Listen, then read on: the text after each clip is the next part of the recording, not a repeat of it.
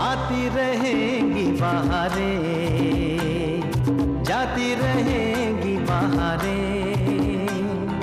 दिल की नजर से दुनिया को देखो, दुनिया सदा ही हंसी है। हो आती रहेंगी बहारें।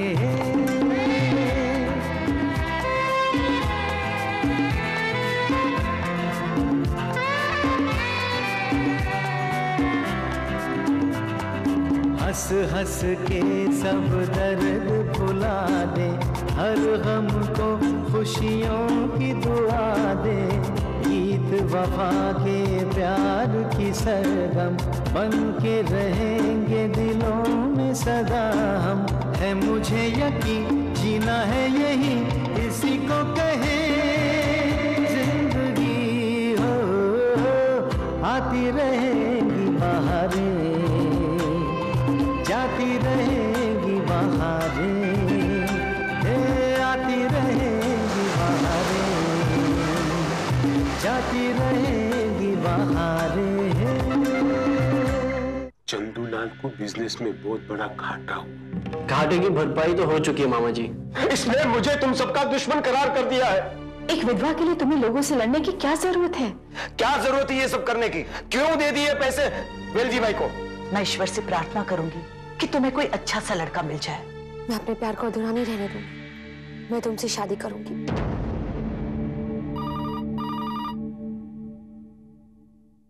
Hello hello Anju. अंजू मैं मिलन बोल रहा हूँ। हाँ मिलन, चिंटू घर पे नहीं है, वो बाहर खेलने गया है।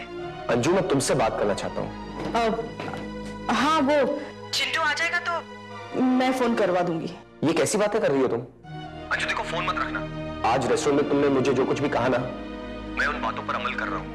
मैं अपना गुस्सा कंट्रोल करने की कोशिश करूंगा। हाँ अच्छा ठीक है, अब मैं फोन रखती हूँ। एक मिनट अंजू, एक मिनट, फोन मत रखना। अंजू तुमने आज रेस्टोरेंट में मुझसे सवाल किया था ना कि मैं ये सब अमर का दोस्त होने के नाते कर रहा हूं या फिर इसके आगे कोई और वजह है। अंजू मैं तुम्हारे उस सवाल का जवाब देना चाहता हूं। मैं ये सब तुम्हारा दोस्त होने के नाते कर रहा हूं। और आज तुम्हारा ये दोस्त तुम्हें कहीं इनवाइट करना चाहता है। कहाँ? कल मेरी शूटिंग है, इसलिए मैं चाहता हूँ कि तुम मुझे शूटिंग पर मिलने आओ। और चिंटू को भी साथ लाना। कैसी बातें कर रहे हो? कैसे आ सकती हूँ मैं? अंजू प्लीज, तुम्हें मेरे लिए आना ही होगा। नहीं मिलन, मैं नहीं आ सकती। और अब मैं फोन रख रही हूँ, बाय। अंजू लेकिन मैं तुम्हारा इंतजार करूंगा। हेलो अंजू सुन। Hello hello.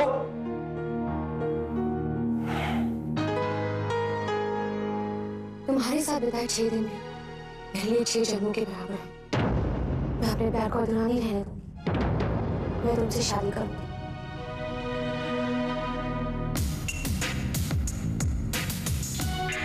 अगर तुम इस वक्त? हाँ, वो तुमसे कुछ पूछना है। पूछो। नहीं, मैं बाद में पूछ लूंगी। पहले तुम ये बताओ कि आज शाम को तुम कहाँ गए थे? क्यों? नहीं, बस यूं ही पूछ रही थी। कहाँ गए थे? हॉस्पिटल गया था। हॉस्पिटल? लेकिन शाम को तो तुम्हारी ड्यूटी नहीं होती, तो फिर किस काम से गए थे? मगर तुम इसको प्लीज यहाँ से जाओ। मालूम है, इसलिए तो यहाँ आई हूँ। दिन रात सिर्फ काम ही करते रहोगे तो मूड ठीक रहेगा भी कैसे? जरा अपनी हालत तो देखो। लगता है जैसे हंसी और मुस्कुराहट इस चेहरे से कोसों दूर चली गई है। चलो पहले मुंह हाथ धो लो। मैंने खुद अपने हाथों से तुम्हारे लिए नाश्ता बनाया है।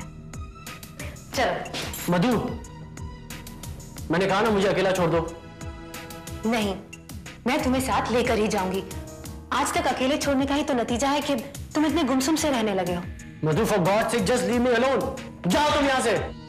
अमर, तुम मुझे अच्छी तरह से जानते हो। जब मैं कुछ तय कर लेती हूँ उसे पूरा करके ही दम लेती हूँ। जानता हूँ, अच्छी तरह जानता हूँ।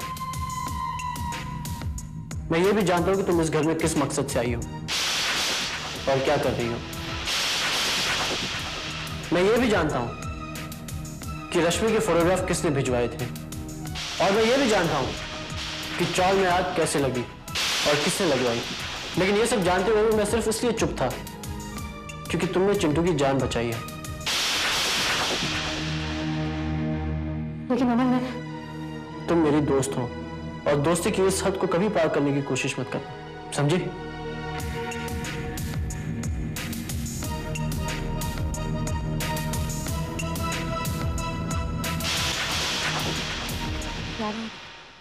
तुम इतनी खामोश क्यों?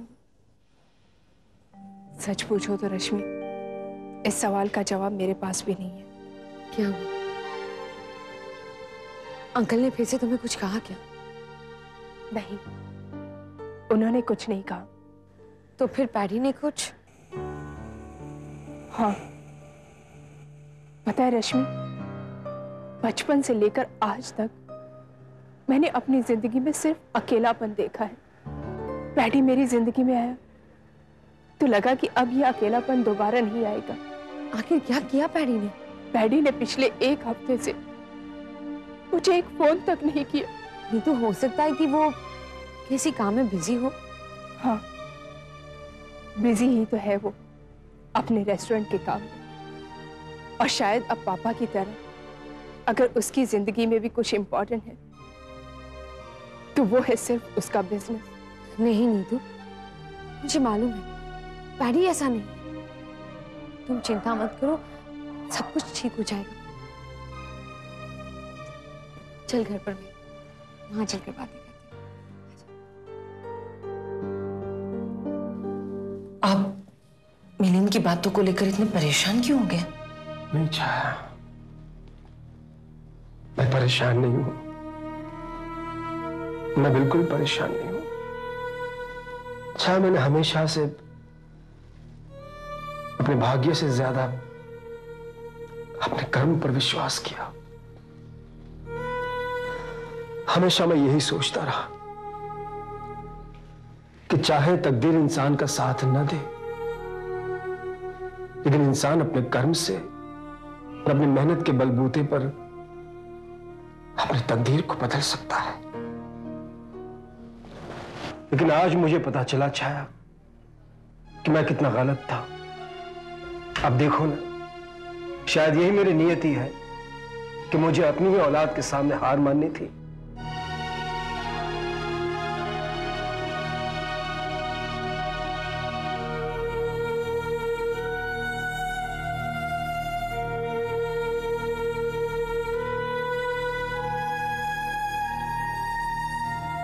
मिलिंद, ये तूने अच्छा नहीं किया।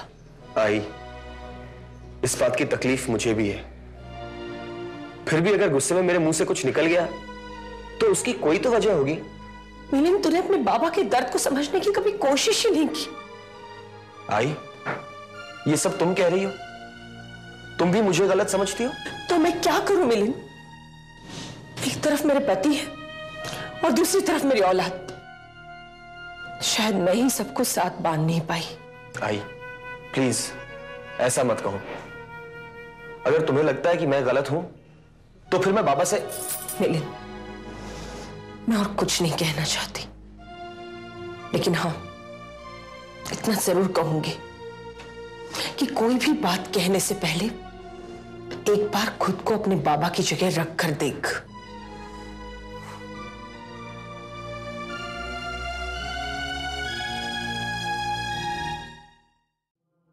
रश्मि बेटा, इतनी देर से हम तुझे समझाने की कोशिश कर रहे हैं, लेकिन तू समझ नहीं रही है। देखो बेटी, एक बार रिश्तों में दरार आ जाए ना, फिर उसे कभी दूर नहीं किया जा सकता। इसीलिए हम समझते हैं कि एक बार फिर से ठंडे दिमाग से सोच ले। पापा, काफी सोचने के बाद अमर और मैं इस नतीजे पर पहुंचे हैं कि हमें अभी शादी में देर नहीं करनी चाहिए। मैंने आज तक आप लोगों से कोई बात नहीं छुपाई, इसलिए शादी का फैसला कर लेने के बाद भी मैं आप लोगों को बता देना चाहती हूँ, अमर को कैंसर है।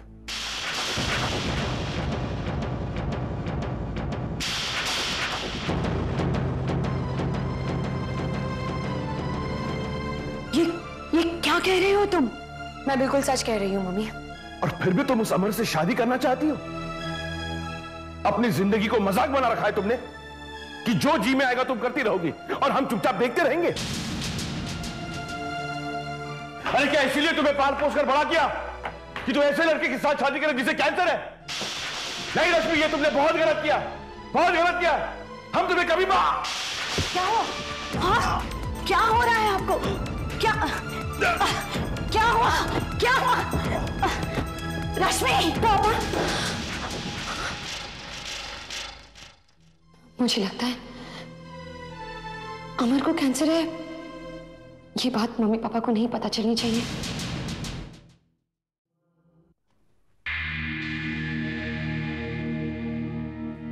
मधुरी, किस ध्यान में है? किस चीज की तपश्चर्या कर रही है तू? अरे अरे बोल तो सही, कुछ बोल। ये क्या मौनी बाबा की तरह खड़ी है? बोल। क्या बोलूं मामा जी, हमारी सारी चालाकी धरी की धरी रह गई। आज तक मैं सिर्फ अपने आप को ही होशियार समझती थी, लेकिन अमर तो हमसे भी 2 कदम आगे निकला। क्या मतलब? मामा जी, अमर को हमारे बारे में सब पता चल गया है। उसे सब मालूम है कि वो फोटोग्राफ्स मैंने ही बेची थी। उसे ये भी मालूम है कि मैंने ही चौल में आग लगाई थी। मामा जी, सब गड़बड़ हो गया। अब तो मुझे लगता है कि मैं अमर को कभी भी नहीं पा सकूंगी। बस जेब में चवन्नी भर का कॉन्फिडेंस और चली थी जंग लड़ने। मामा जी प्लीज, अब आप तो ताने मत मारिए। जो हासिल करने के लिए मैं अपना घर तक छोड़कर यहां चली आई, वो पाना तो दूर की बात, अब तो लगता है कि मुझे इस घर को भी छोड़कर जाना पड़ेगा। कहीं नहीं जाएगी तू, इधर ही रहेगी, इधर। लेकिन यहां रहकर मैं क्या करूंगी? तू फिर से अपने अमर को पाने की कोशिश करेगी।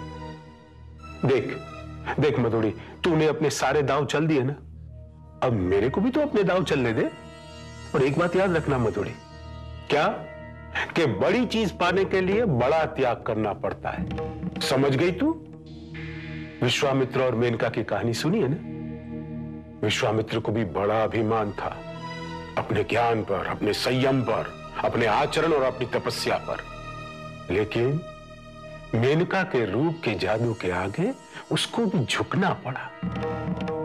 तेरे को भी अपने विश्वामित्र को पाने के लिए मेनका बनना पड़ेगा। समझ गई तू?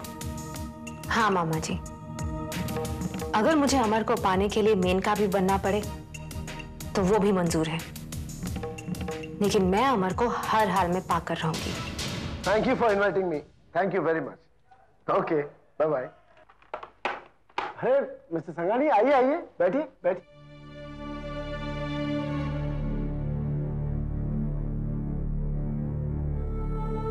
क्या लेंगे, चाय या कॉफी? डॉक्टर, आप मेरे बेटे को बचा लीजिए। अमर अगर इलाज नहीं करवाएगा अपना तो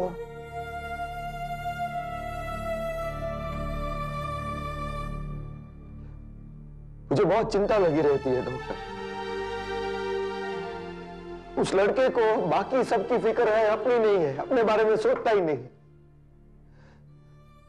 जानता नहीं कि उसके बगैर हमारी जिंदगी कितनी अधूरी रह जाएगी।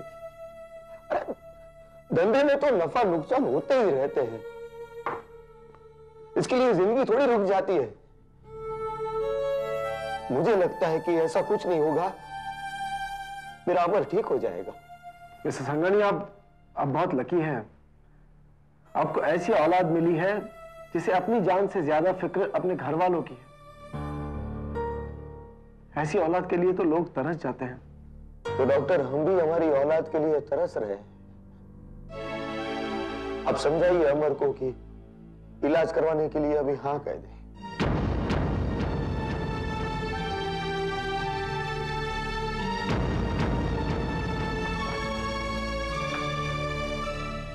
Accounts, mister Parekh, doctor Sahni बोल रहा हूं। आज अगर मैं रेजिग्नेशन देता हूं तो मेरा प्रोविडेंट फंड, ग्रेच्युटी, बाकी सारे रिसीवेबल्स मिलाकर मुझे कितनी अमाउंट मिलेगी, कितने पैसे मिलेंगे मुझे?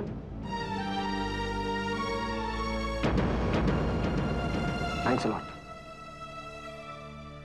रश्मि, क्या पागलपन है? तुम जो कह रही हो उसका मतलब जानती हो? तुम जानती हो उसका अंजाम क्या होगा? हाँ जानती हूँ, मैं सब कुछ जानती हूँ। क्यों अपनी जिंदगी तबाह कर रही हो? रश्मि, मैं जानबूझ के तुम्हारी जिंदगी बर्बाद नहीं कर सकता, और तुम जो कह रही हो ये कभी नहीं हो सकता, नामुमकिन। बोल दिया तुम्हें जो बोलना था, अब मेरी भी बात सुनो। मैंने ये फैसला कर लिया है कि अगर मैं शादी करूंगी तो सिर्फ तुमसे। प्लीज मेरी बात समझने की कोशिश करो। देखो, मैं नहीं चाहता मेरी वजह से तुम्हें किसी भी तरह का दुख हो, और मुझसे शादी करने का ख्याल प्लीज अपने दिमाग से निकाल दो, प्लीज। कितनी आसानी से तुमने ये सब कह दिया ना। तुम्हें याद है एक बार मैंने भी तुम्हें ऐसा ही कहा था। या मैं तुम्हारे साथ जिंदगी बिताने की बात कर रहा हूँ। नहीं है, जिंदगी ही तो नहीं है मेरे पास।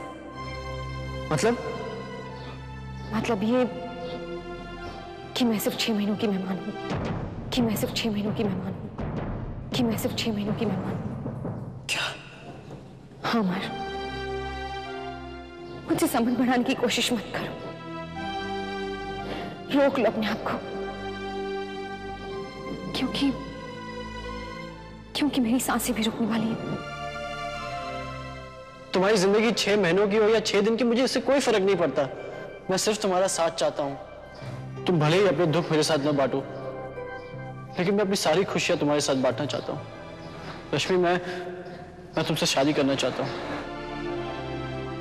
अमर, अगर उस वक्त मेरे बारे में यह जानकर कि मुझे कैंसर है तुम मुझसे शादी करने के लिए तैयार थे, तो क्या आज तुम्हारे बारे में सब कुछ जानकर मैं तुमसे शादी नहीं कर सकती?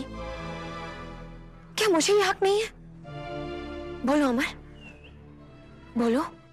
हमसे हुई कुछ ऐसी खताएं कम होंगी, जो भी हो सजाएं तेरे लिए है प्यार दिल में, आंखों में मेरी बंदगी। क्या करूं, जाऊं कि नहीं जाऊं? वैसे भी वहां सेट पर इतनी भीड़ होगी कि मिलन से ठीक तरह से मिल भी नहीं पाऊंगी, लेकिन उसने बुलाया है तो नहीं जाना क्या ठीक रहेगा? अंजू, अच्छा हुआ तुम मिल गई, मेरा जाना बच जाएगा। मैं तब तक दूसरी तैयारी कर लेती हूँ। जाना कहाँ है माँ? बाजार जाना है, कुछ चीजें लानी है। ओहो माँ, ये काम तो नौकर भी कर सकता है। अरे बेटा, पापड़ बनाने हैं, उसकी चीजें लानी है। जो तू देख परख के लाएगी बुल्लर तो नहीं ला पाएगा। ये ले बेटा, जल्दी से लेकर आ। माँ, क्या मेरी जिंदगी घर के इन्हीं कामों में सिमट कर रह जाएगी? सुबह उठने से लेकर रात को सोने तक बस एक घर और इसके काम। बेटा, ये घर तेरा है, फिर इसके काम भी तो तेरे अपने ही हुए ना। घर तो हर किसी का होता है ना माँ। इसका मतलब ये तो नहीं ना कि उनकी पूरी जिंदगी घर की 4 दीवारी में सिमट कर रह जाए। क्या घर के बाहर कोई जिंदगी नहीं है? तू कैसी जिंदगी चाहती है? इस घर में किसी चीज की कमी है क्या? कमी तो है माँ, तभी तो महसूस हुई, और शायद उसे पूरा भी मुझे ही करना होगा।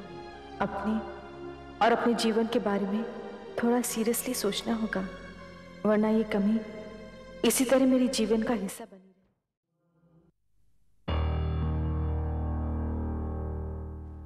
Good morning ma'am, how can I help you? मैं आपके लिए क्या कर सकती हूँ? आपको मुझे मेनका बनाना है, जिसे अपने रूप के जादू से किसी का इरादा बदलना है। जी? जी, मुझे अपने आप को बदलना है, और शुरुआत करूंगी अपने लुक से। Give me a completely new look, ऐसा कि देखने वाला बस देखता रह जाए। So now I hope you understand कि आप मेरे लिए क्या कर सकती हैं। Sure.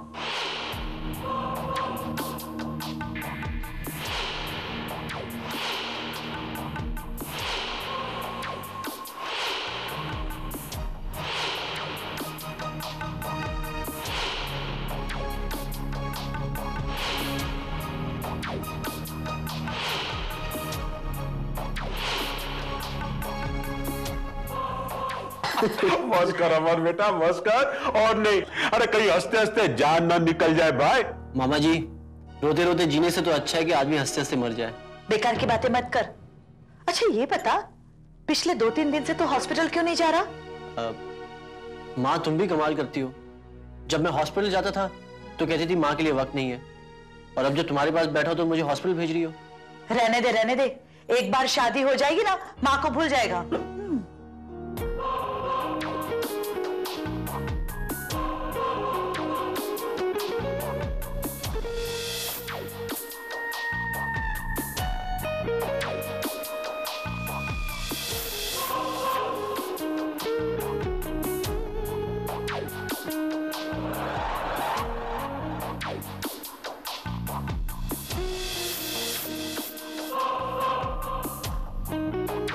मधु, ये तू ही है ना? मामा कंस की सौगन, ऐसा लगता है जैसे घर की बहू ही आ गई।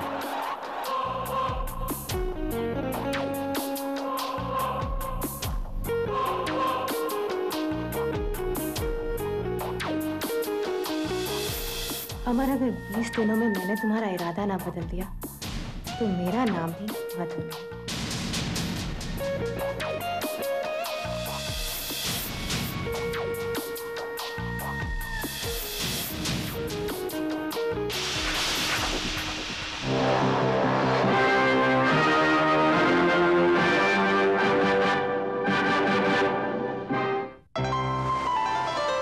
आती रहेंगी बहारें, जाती रहेंगी बहारें, दिल की नजर से दुनिया को देखो, दुनिया सदा ही हंसी है।